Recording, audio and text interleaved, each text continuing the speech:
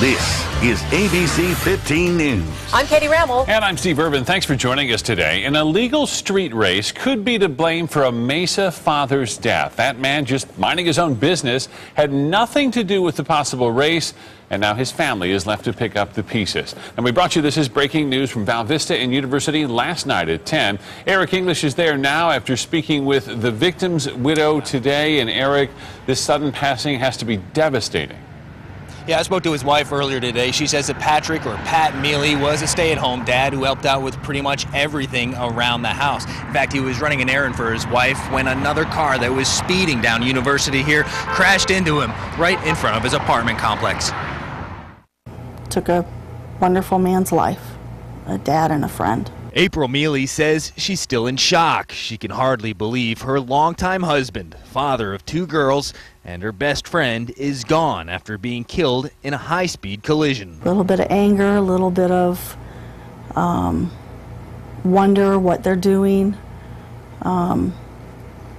Pat's in heaven, and I know he's in a better place, but he took my children's dad away. These people did, and it's hard.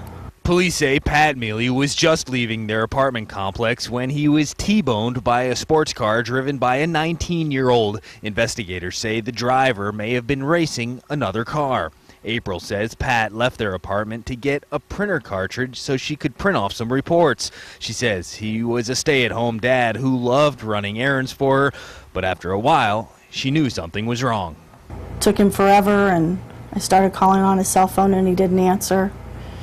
That's when I knew something was up, and as soon as I hung up the cell phone, the police came knocking at the door.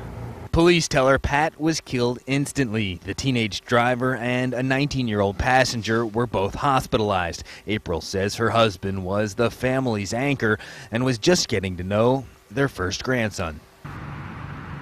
Now, police say police have not yet released the name of the young driver in this crash. They say they are continuing to investigate, but they add that charges are likely in this crash. If and when that happens, we'll be sure to let you know. Guys? Yeah, such a senseless death, too. We've done so many stories on street racing, and people continue to do it. Thank you, Eric.